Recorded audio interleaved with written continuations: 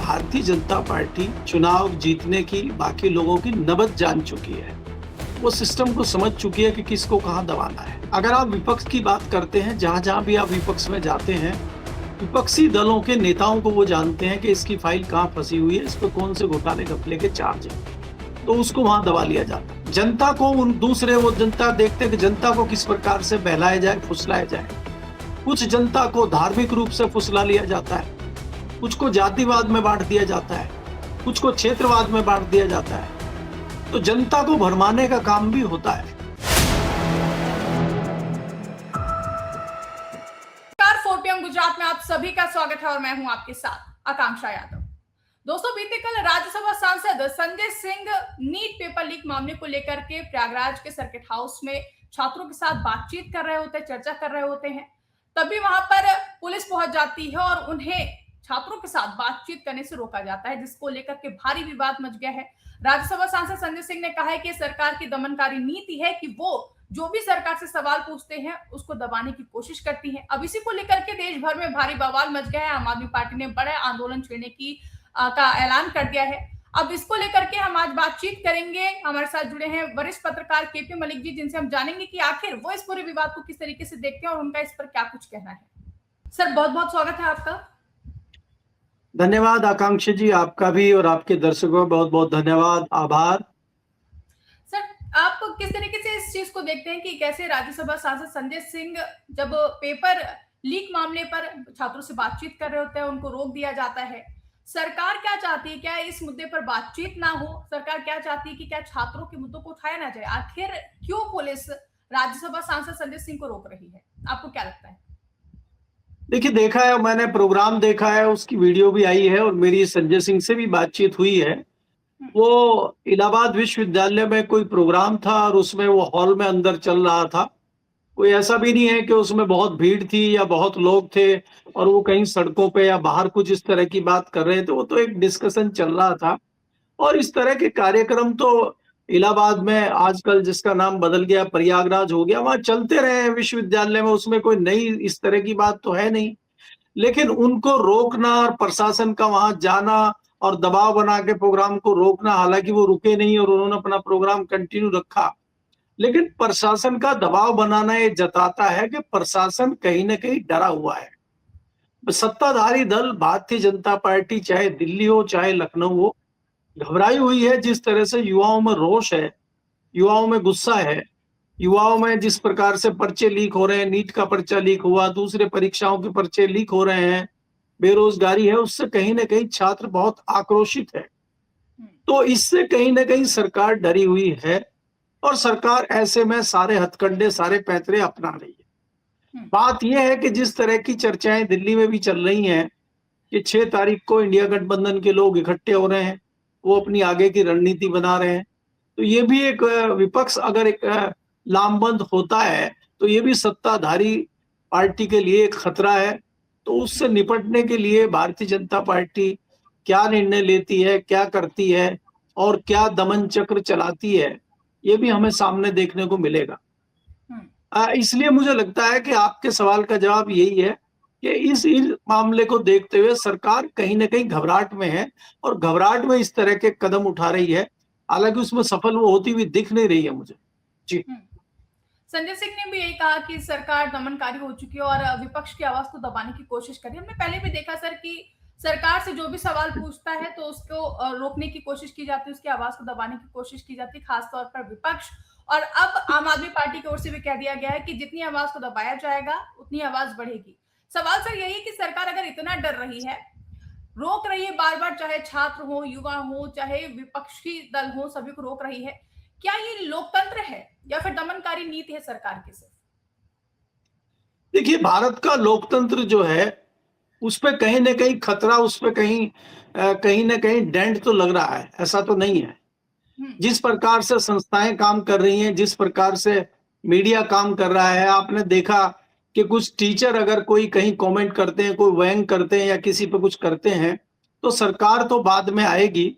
पहले मीडिया उनका वकील बन के, जिसको हम गोदी मीडिया कहते हैं, वो वकील बन के आ जाता है सरकार का।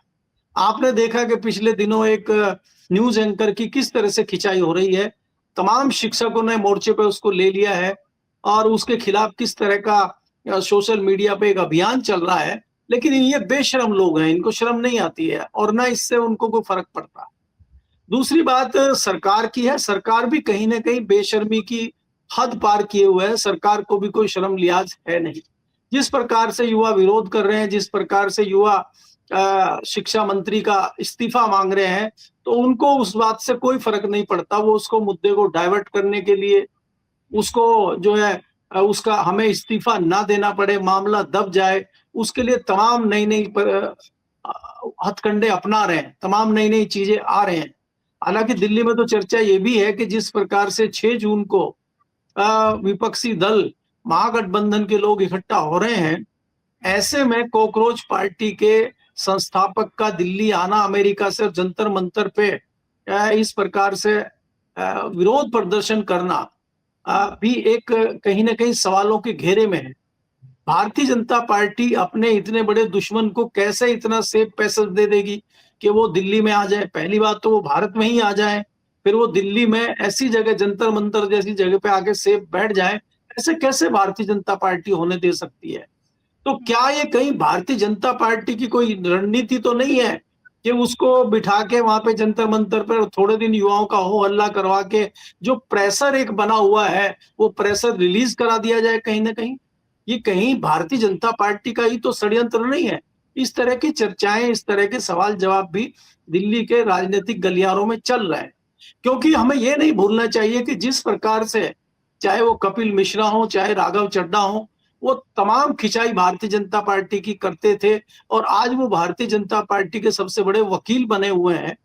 तो अभिषेक दीपके जो है आज विरोध भारतीय जनता पार्टी का कर रहे हैं, कल को वो भारतीय जनता पार्टी की गोदी में नहीं बैठेंगे, इसकी क्या गारंटी है?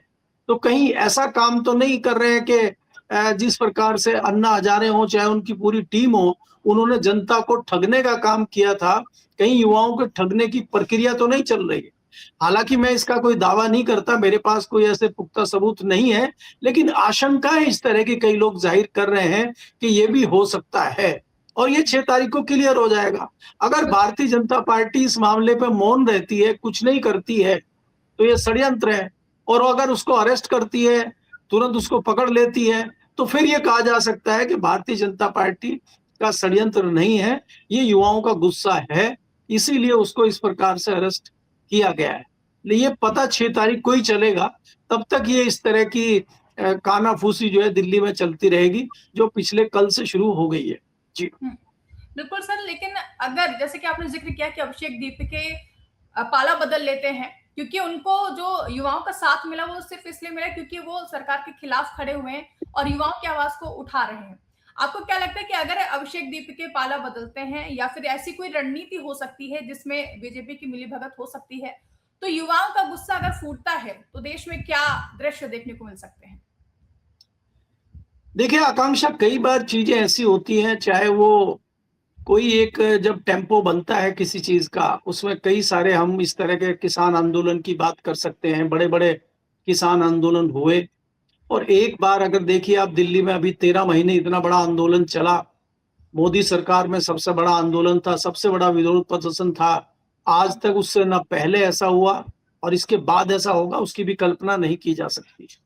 लेकिन उनको झूठ बोल के और उनको वायदा करके भेज दिया गया और वो वायदा खिलाफी आज तक चल रही है, तो किसान दोबारा नहीं इकट्ठे हो पाए।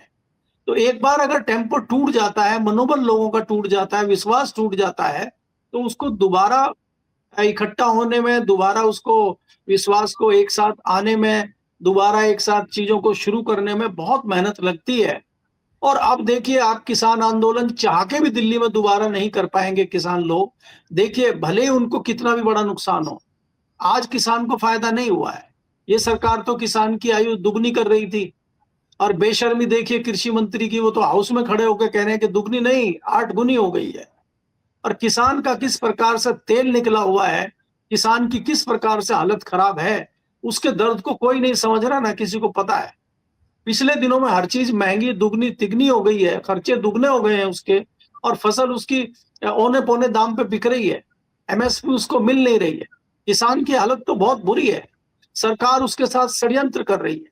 हम मानते हैं हमें पेट्रोल बाहर से मंगाना पड़ता है, डीजल बाहर से मंगाना पड़ता है, दूसरे केमिकल फर्टिलाइजर बाहर से मंगाने पड़ते हैं, लेकिन ये दुर्भाग्य है देश का कि हमें खाने का तेल भी बाहर से मंगाना पड़ता है। जो हमारे किसान तेल उगा के बाहर एक्सपोर्ट करते थे, आज हालत देश में ये हो गई है कि खाने का तेल भी हमारी रसोई में घुसाया जा रहा है, बाहर से ला के मिलावट करके रिफाइंड करके जबरदस्ती हमें दिया जा रहा है और हमारे किसानों को बर्बाद कर दिया गया है, इंपोर्ट ड्यूटी फ्री कर दिया गया है। तो इस तरह की जो सरकार की नीति है कहीं ना कहीं किसान के खिलाफ है और आने वाले समय में किसानों का अगर यही हाल रहेगा तो देश में खाद्यान्न की बड़ी दिक्कत होने वाली है। हमें इसका भी ध्यान रखना होगा और इस बात पर मुझे लगता है कि सरकार को ध्यान देना चाहिए कि अगली बड़ी समस्या मुझे कहीं ना कहीं खाद्यान्न की दिखाई दे रही है। एक तो मौसम हमारा साथ नहीं दे रहा है, या जिस प्रकार से तपिश बढ़ी हुई है उससे फसलें बर्बाद हो रही हैं। मानसून अपना टाइम बदल रहा है लगातार, कहीं बहुत ज्यादा बारिश हो रही है, कहीं बहुत ज्यादा ओले पड़ रहे हैं, कहीं सूखा पड़ रहा है, तो इससे किसान की हालत खराब है। आज भी लगभग 50% खेतों में सिंचाई बारिश के पानी से ही होती है, उनके पास संसाधन नहीं है किसानों के। दूसरा, जिस प्रकार से खाड़ी युद्ध चल रहा है उससे केमिकल फर्टिलाइजर नहीं किसान को मिल रहा है, तो उससे भी उत्पादन गिर रहा है। तो बहुत सारी दिक्कतें हैं जो हमें लगता है कि आने वाले समय में देश को भुगतनी पड़ेंगी। तो इसका जिम्मेदार कौन है, आपकी व्यवस्था क्या है? तो इसकी कोई इस तरफ कोई ध्यान नहीं दे रहा है। जी सर, आपको नहीं लगता कि जिस तरीके से सरकार विपक्षी दलों की आवाज दबाने की कोशिश करती है, उसके लिए पूरा अपना तंत्र लगा देती है, अगर वही काम सरकार करे दोषियों को पकड़ने में, चाहे पेपर लीक का मामला हो या फिर कोई भी तमाम ऐसे जो होते हैं मामले होते हैं, सामने आते हैं, आरोपियों को पकड़ने के मामले होते हैं, उनमें लगाएगी अगर सरकार, तो सफलता नहीं मिल सकती है। जितनी मेहनत कर लेती है सरकार विपक्ष को दबाने में, या फिर सरकार के खिलाफ जो भी आवाजें उठती है उनको दबाने की कोशिश करती है, पूरा प्रशासनिक तंत्र लगा देती है सरकार, लेकिन वहीं पर पेपर लीक जो माफिया हैं उनको आज तक नहीं पकड़ पाई है। आकांक्षा जी, आप ये देखिए ना कि सरकार की नीयत है क्या पकड़ने की? क्या सरकार वास्तव में पकड़ना चाहती है क्या, या सरकार सिर्फ नूरा कुश्ती कर रही है, सिर्फ दिखावा कर रही है? आपको लगता है इसमें कुछ सच्चाई है? आप ये देखिए, ये सरकार सिर्फ चुनाव जीतने के लिए तमाम हथकंडे अपना रही है, चाहे सीबीआई हो, चाहे ईडी हो, चाहे इनकम टैक्स हो। जितने छापे लगते हैं, जितने लोगों को उठाया जाता है, क्या आपको ईडी के इस तरह के आंकड़े पता है कि जितनी उन्होंने एफआईआर की है, जितने लोगों को उठाया है, जितने लोगों पर केस किया है, अंत तक कितने लोगों को पहुंचाया है? मुश्किल से 2 या 3% लोगों को वो जेल भेज पाए हैं ईडी, बाकी को छोड़ना पड़ा है। केजरीवाल को जेल में डाल दिया था ईडी ने, इलेक्शन के बाद छोड़ दिया उनको। आप देखिए वेस्ट बंगाल में क्या हुआ, बिहार में क्या हुआ, बाकी जगह हरियाणा हो चाहे महाराष्ट्र हो, वहां क्या हो रहा है? तो आपकी नीयत कहाँ है इस तरह की ठीक करने की? आप तो हथकंडे अपना रहे हैं चुनाव जीतने के लिए, तो फिर कहाँ आप बात करेंगे? जो आप पे सवाल करेगा उसके पीछे जरूर आपकी ईडी, सीबीआई और तमाम प्रशासन, पुलिस प्रशासन लगेगा, आपको उठाएगा। आप देखिए जो पत्रकार बात कर रहे हैं उनको किस प्रकार से प्रताड़ित किया जाता है। अगर कोई टीचर बात कर रहे हैं उनके ऊपर किस तरह से मीडिया ही चढ़ गई है, सोशल मीडिया ही चढ़ गई है आपकी है। और आप कहते हैं मेन स्ट्रीम मीडिया, अरे भाई मेन स्ट्रीम मीडिया हम है, मेन स्ट्रीम मीडिया वो नहीं है, हम है मेन स्ट्रीम मीडिया। अब चैनलों पर बैठ के लोग कहते हैं main stream media, main stream, उनके चैनल को देखने वाले लोग ही कितने हैं? लोगों ने चैनल देखना बंद कर दिया है। जो मीडिया में थोड़ा बहुत मामला कहीं जा रहा है जनता तक, वो हम लोग सोशल मीडिया पे पहुंचा रहे हैं। उनके मीडिया को कोई नहीं देख रहा, टीवी चैनल को कोई नहीं देख रहा। यही तो उनके पेट में दर्द है, जो गोदी एंकर बने घूम रहे हैं। इसीलिए तो उनको पेट में दर्द हो रहा है कि भाई ये सोशल मीडिया इतना क्यों आगे बढ़ रहा है। अगर वो बहुत अच्छे से काम करते, वो सारी चीजें करते, जनता की आवाज उठाते, जनता की परेशानी चैनल पे बताते, सरकार से सवाल पूछते, तो उन चैनलों का ये हाल नहीं होता। आज सारे मीडिया संस्थान किसने खरीद लिए हैं? जो मीडिया संस्थान अलग है, जिनके मालिक इंडिपेंडेंट भी हैं, वो किस प्रकार से चरण वंदना सरकार की कर रहे हैं। तो कहां से जनता आपके ऊपर विश्वास करेगी? कब तक करेगी आपके झूठ पे?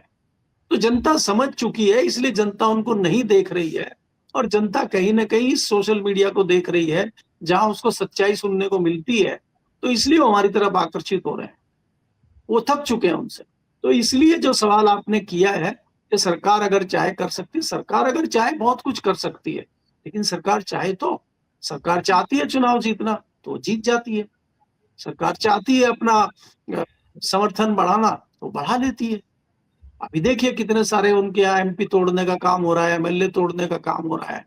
अच्छे अच्छे लोग चले गए हैं, कैसे कैसे कैसे आराम से टूट के चले गए हैं। यही ममता बनर्जी के लोग जो अभी तक भारतीय जनता पार्टी को घेरने का काम कर रहे थे, कितनी आसानी से भारतीय जनता पार्टी ज्वाइन कर ली है।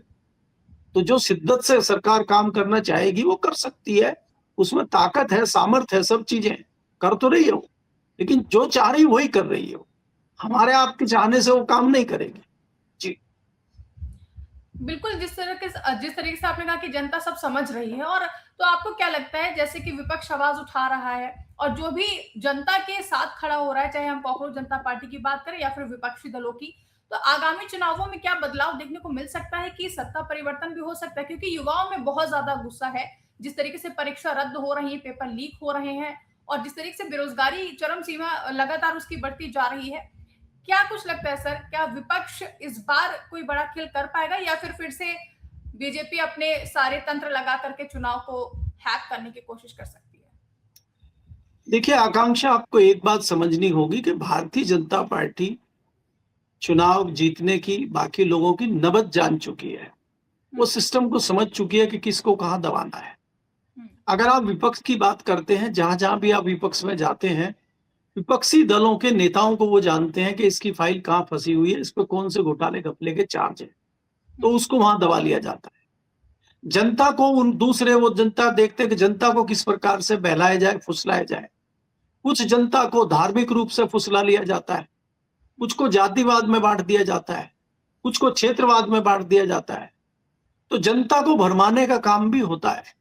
आप देख रहे हैं ना, भारतीय जनता पार्टी की पॉलिसी डे 1 से रही है हिंदू मुस्लिम की, मंदिर मस्जिद की।